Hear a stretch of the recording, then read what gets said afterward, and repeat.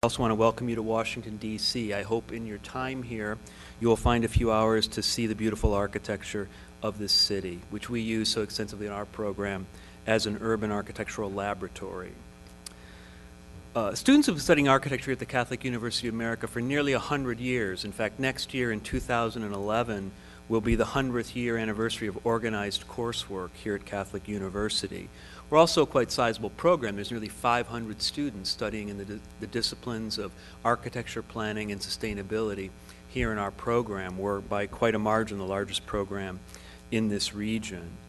I think each and every one of those students studying here in our program shares a belief that there's a very strong, important sense of duty, ethical responsibility to the practice of an architect.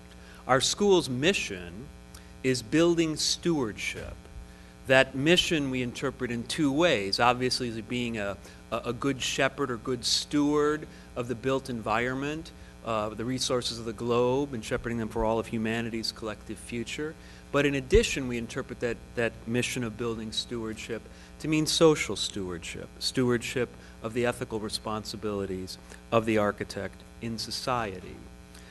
Now, the idea that an architect should do good is not, of course, limited to one's business practice in the profession. It extends in very broad terms to the manner in which an architect supports the common good of the public realm through the buildings we place into the built environment. This good incorporates not only the physical health and welfare of a citizen, but also their spiritual and moral health. What better way, in my opinion, to serve that good as an architect than to be involved in the design and construction of meaningful places of worship? Great churches or beautiful worship spaces, both large and small, can offer a glimpse of a world to come. In some ways, a church becomes like a window to heaven.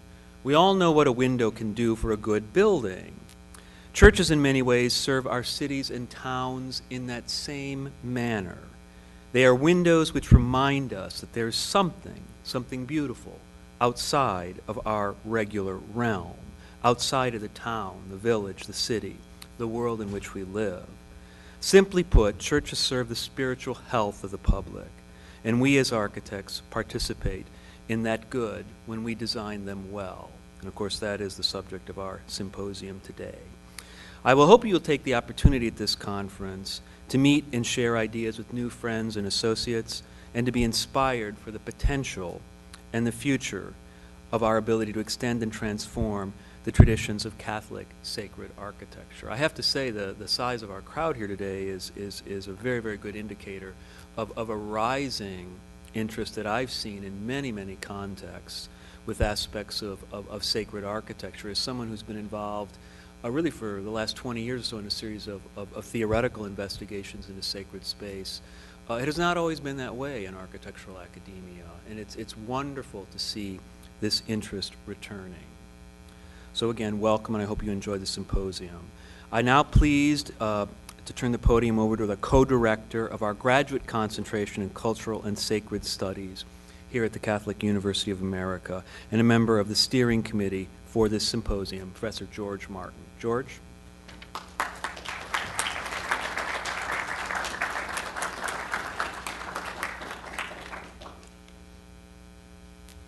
Thank you, Randy.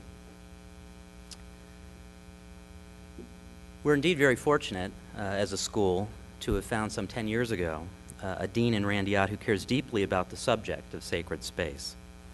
With Randy's encouragement and upon the substantial foundation built by former Dean Stanley Ira Hallett, we set out to build a graduate concentration in cultural studies and sacred space, which I have had the distinct pleasure and honor to direct with my counterpart in the cultural realm, architect Travis Price. This symposium, together with our guest critic for sacred architecture from the Walton Fund, which actually this past year was Antoine Predock, and this coming year will be one of our panel speakers, Craig Hartman of SOM, reflects our dedication here at CUA to creating a center of study in service to the church for sacred architecture. We are very happy to have partnered with an institution which has a long and established history in the study of sacred architecture, the University of Notre Dame School of Architecture. And we're particularly grateful to have the involvement of Duncan Stroik, who is so well written, certainly published, and built in this area. So thank you, Duncan. The study of sacred architecture has never been more important, I believe, than it is right now at the beginning of the 21st century. We find ourselves having experienced over 200 years, really, of a separation of science and philosophy, of faith and of reason. In a time when governments commit substantial resources to the construction of such things as the CERN Super Collider in Europe, based on the simple notion that there is something powerful and yet unseen, that if only seen, will explain or help explain what exactly it is that holds our world together. We are reminded in this context of such constructions in the 16th century of things such as the Vatican Observatory at the Castel Gandolfo, the summer residence, papal residence, and we understand that the Church has been involved in the very same enterprise, but in a slightly different way. This symposium concerns itself with the design and construction of instruments even more important than the CERN Super Collider. The creation of great and beautiful churches which serve as observatories to that which is unseen and yet quintessentially true of not just the heavens, but of heaven itself.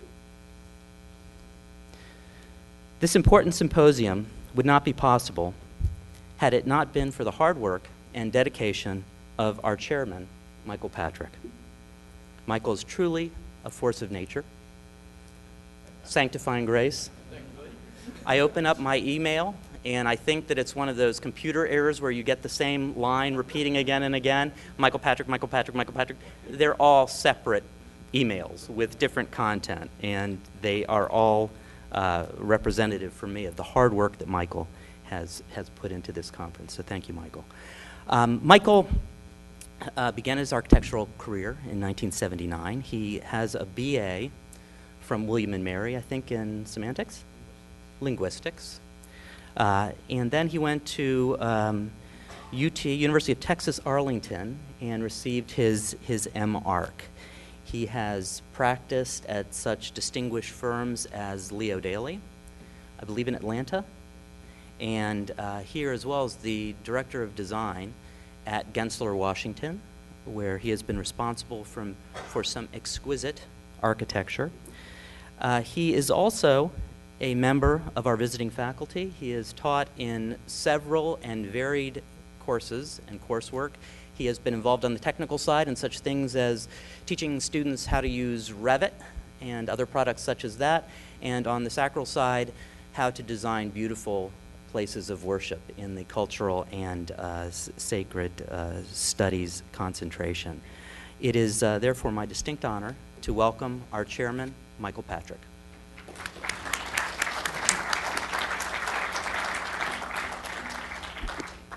Thank you, guys. That's very nice of you. Very exciting to be here today, and I wrote these remarks a couple of weeks ago, very uncharacteristically. It's usually the night before, so I don't remember what I wrote down. So if I change my mind in midstream, we'll see what happens. But thank you, Dean Ott, very much for every kind of opportunity here to teach, to be part of the symposium, all these great things we've been doing. It's been fantastic. And George, George said one day, I have this idea about a symposium on church architecture.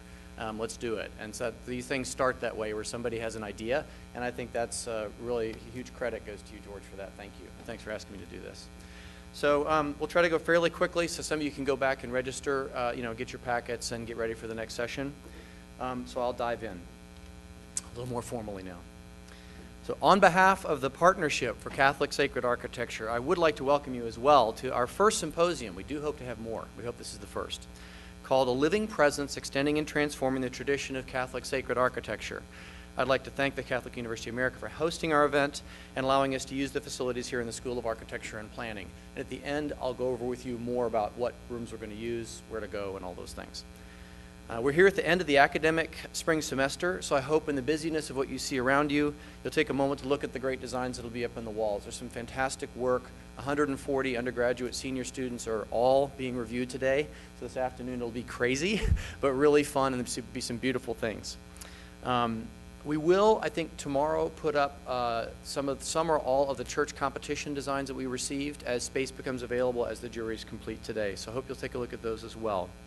We'll announce the winners to that competition at the Saturday closing reception. The Partnership for Catholic Sacred Architecture is a collaboration of Professor George Martin of the School of Architecture here at Catholic University, Professor Duncan Stroik, who I saw a minute ago, is right back here, at the University of Notre Dame, Eric Anderson, who is, I'm sure, somewhere, probably helping get things done, founding partner of Patrick and Anderson Partners in Architecture, and me, visiting critic here, et cetera, as George said. These four are the steering committee for this event today. The founding sponsors of the symposium, these are the people who said, we'll back you, we'll get this thing going, are the School of Architecture here, also Notre Dame, the Institute for Policy Research and Catholic Studies, and I think Stephen Schneck will be joining us during this conference from there, and the Clarence Walton Fund for Catholic Architecture. The Clarence Walton Fund has provided the bulk of the financial support which has fundamentally made this event possible. The Walton family has and continues to have a tremendous legacy here at the university. Clarence Walton was an alumnus, faculty member, and the first and only lay president of the university from 69 to 79. His son Thomas Walton, who will be speaking briefly this evening before the Cardinal's remarks, was also an alumnus, faculty member, and associate dean in the School of Architecture. And now Thomas's son Tristan is a sophomore at the university. He may also be here today. The fund is intended to promote the study of Catholic architecture, that is, any architecture that is specifically related to the Catholic Church, such as churches, hospitals, low-income housing, and associated buildings. We're deeply indebted to and grateful for the assistance of the Clarence Walton Fund for this symposium and for the continued support and advice of the Walton family. I've already mentioned that the idea for the symposium came from George, and as the dean said, he's co-director of the Cultural and Sacred Space concentration here. I want now to take a minute to explain to you the title of the symposium, at least from my point of view.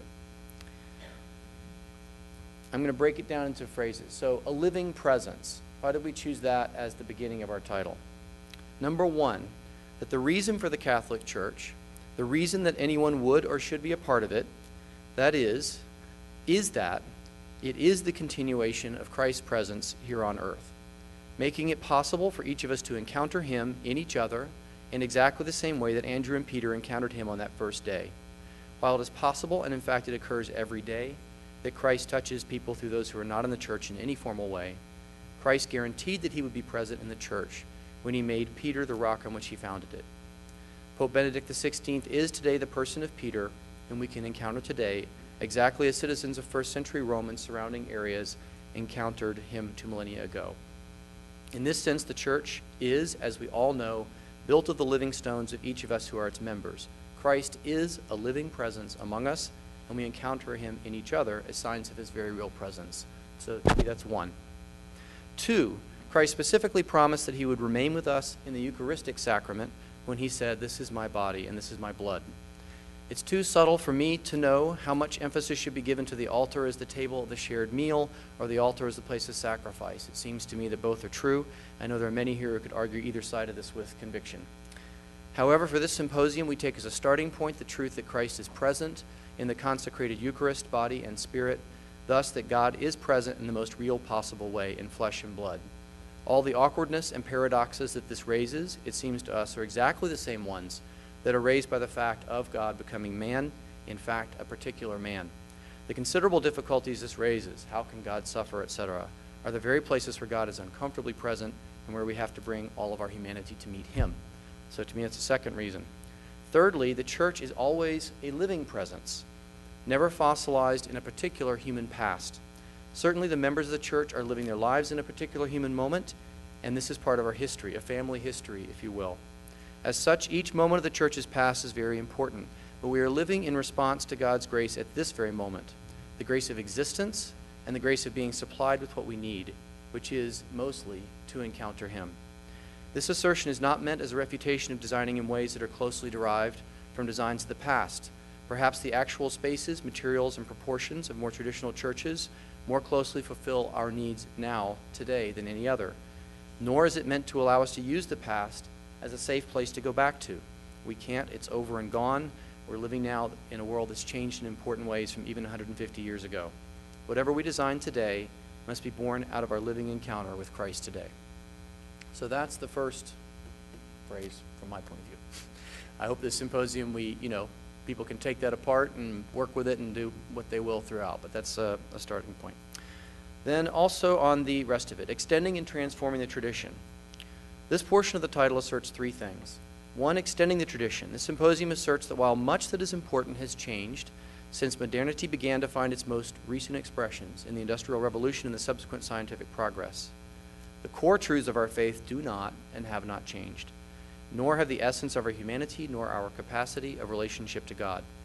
This symposium assumes that Catholics are not engaged in that particular exercise of social revolution that caused some to say in the first half of the 20th century that history and traditional human institutions were dead, and that the task of society was to build as if nothing had ever been built before, to create a new society constructed, as it were, upon scientific understanding and without the superstitions and outdated institutions of old.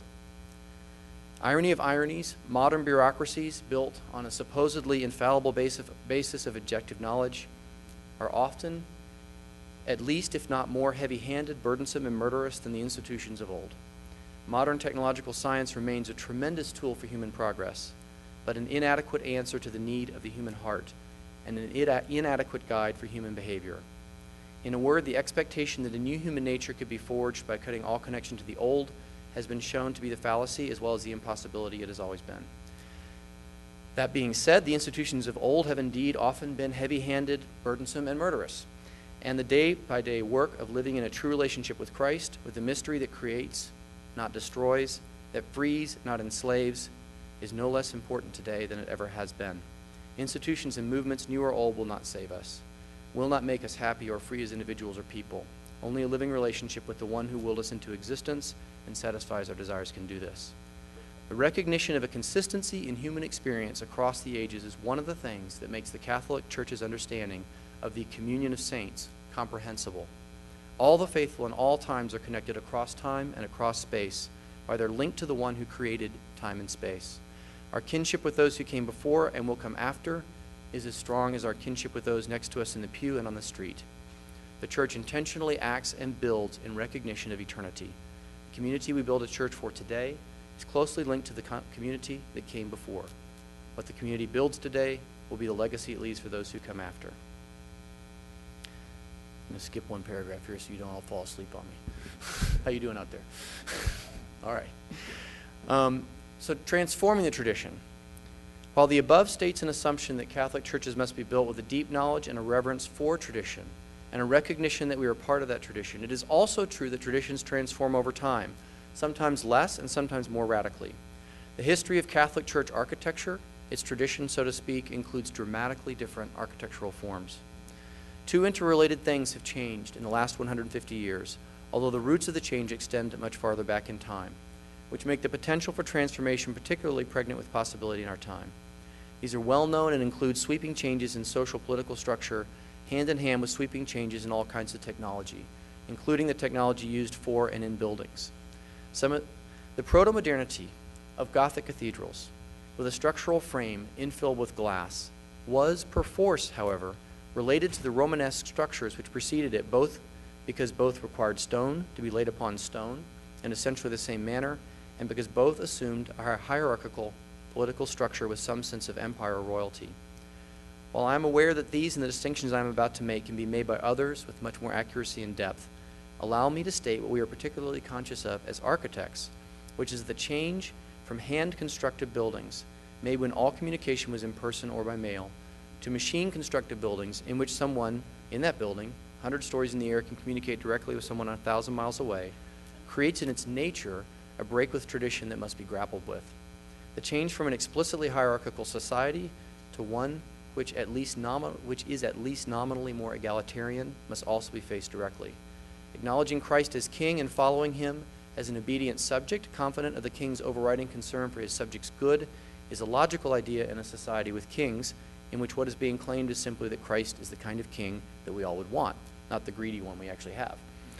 Acknowledging any other being, such as Christ, as a king to whom we owe allegiance and from whom we expect personal love, requires that the Catholic today live his spiritual life in the image of a social system which has no parallel in his day-to-day experience, and an allegiance to another, to God, in a world in which independence is almost the only acknowledged universal good.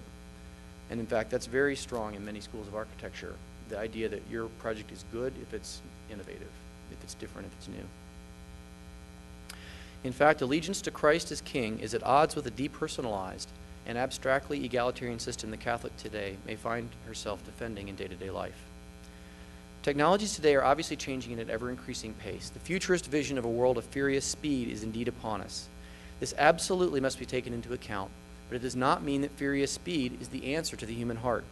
In fact, all that matters is how we address the issue of the human heart and its needs relative to the milieu we live in. The fact that technology makes instantaneous communication across continents possible may suggest that church design incorporates or includes reference to the latest technologies. It may allow the recognition of a larger, more connected community acting together around the world. It may also mean that church design offers the possibility of a place of reflection in which deeper judgments can be made, or a place of gathering where shared actions unite people with their physical bodies, as well as with their keyboards, cameras, and thumbs. So why does all this matter? If we are, first of all, to put firmly to the side the possibility of taking a safe refuge in the forms of the past against the hurricane speed of events and changes of the present, and secondly, to stay true to the living presence of Christ in our lives, taking this as a guide for how we build our churches, what kind of architecture should we make? What does it mean to extend a tradition when the material and social backbone of that tradition is under attack and may be broken, and yet the nature of the human person, the truths of the faith, remain unchanged? What does it mean to transform that tradition? What are the rules, methods, and guiding ideas of that transformation? Are the guiding ideas of transformation themselves set in opposition to the truths the church teaches? Are there essential aspects of the church's tradition of church building? Are there things that always must be extended forward in time, even as other things may and should change to reflect the times? What are those essentials, and what are the different ways they can be experienced? And I'm sure I say it later here, but exactly what's important about today is the conversations you guys are going to have about those issues, what you say, and for me, very, very importantly, the discussion after the talks. My hope for today is not that it's just talk, talk, talk, but there's some talks and then a lot of discussion, except of course for this one. So last piece, very briefly, Catholic sacred architecture, the last part of the title. Catholic, the focus of this symposium is Catholic architecture based on the Catholic faith. Sacred, we're engaged specifically in questions of the design of church and chapel, the places where for the most part the faithful meet to worship God together. And architecture, we're here today to discuss buildings as the focus and meeting point of an interdisciplinary array of ideas and discussions. So that's it for my remarks. Just a few things about the actual, how things are, it's right in the way, excuse me, the actual way things are arranged today. First of all, Larry Wigger is here in the back. He was kind enough to provide for us a charity. There are many people in Haiti in great need. He's been working on rebuilding and working with an orphanage in Haiti. You'll see him around and also with a slideshow. Please consider being generous to his cause. He'll have a place you can give some money throughout the day and tomorrow. Let me walk you briefly through your registration packet. Our sponsors are extremely important to us, so on the left side, and I'm sorry if you don't have yours yet, we'll end in a minute, you can go get your packet. I think in plenty of time to be ready for the 10:30 session. So we've put our sponsors here. Please take a look at who is kind enough to sponsor us. Thank you very much. Also, you'll see our cathedral level sponsors posted outside of the rooms. Behind the sponsorship on your left is an abstract of all the invited presenter papers. So you might want to take a glance at those if you're still deciding which sessions you want to go to. On the right-hand side, after the greeting letter, is a note about tonight's keynote speaker, a little bio of tonight's keynote speaker at 5:30. Also, a page about Larry's Hope for the Children of Haiti charity, and then a overall package of this black and white stapled piece here. You should find immediately after the sponsorship piece there a program of events. So this gives you, very much like the website, I hope not very different, kind of a blow-by-blow, you know, where each event is in each room. We do have concurrent sessions. Either they'll be in this room, Kubeck Auditorium, or Lowcraft, where you had your coffee and muffins a little bit earlier. After the program, there's a map. So there's a little map of the building, both the first floor and the second floor. Lowcraft is up here in the mezzanine where you were, Kubeck's where we are. The Miller room, which we'll use more tomorrow, is a semicircular room at the other end of this hallway here. And we do have 3 tours, one later today, just after lunch. Actually, Eric, can you come? Can y'all see Eric there? Eric will be taking you to the tours, and he'll meet you. He'll meet people, I think, at 1:15 roughly here, informally, to take everybody to the shrine to meet formally at 1:30 at the East Porch over there for that tour. Please sign up for the tours at the front desk, just so we know kind of how many people are coming. And then there are bios of the principal speakers, also for your information. And a thank you to many people. Let me just go ahead and say Dave Shove Brown, who I don't think is going to be able to be here much, did our website, did a huge number of other things, incredibly helpful human being, put this all together for us. And you'll see the students with the ambassador badges. They've also done a lot to put this together. Ask them if you have any questions. They're there to help you find your way around the building. Lunch will always be in here both days. And also we have some workshops immediately following this in the afternoon. I know I've heard some people say, I'm not really sure if that's for me. It sounds very specific. My intention for this, especially if we do this event again, is that there's a building knowledge, I hate the word, but knowledge base, a place where we really are working together on how practically to build and raise money for and build good churches. So come if you can to these workshops, if you can pull yourself away from the other good speakers, and help us really focus on how we work together as professionals and interdisciplinary, really intelligent, focused people on how we make great churches, not just talk about them, but how we get the money and how we build them, design them and build them. So that's what that's for. All right, with that, that's it for opening remarks. Please, if you need to, go back, get your registration packet. Paper session A will be in here at 10:30, so the paper presenters can go ahead and come down and load your show if you need to. Workshop number 1 will be in Lowcroft at 10:30. Any questions before we begin? Yes, sir. Well, since we can't buy at least I can. Are these going to be podcasted? They'll definitely be videotaped. I think all, if we can, certainly most of them, and I think this entire room will be videotaped during both days. We're not sure that we'll have everything videotaped, but we should have everything. Yeah, and it goes immediately on the COA website, and I can post that on the website, or you can email me afterwards. I can give you the email address. Bob Willis in the back arranges all that, does a great job. He gets those things up, and you can just click and watch the video. Yeah, great. Other questions? Not today. All right, enjoy. Thank you very much for coming.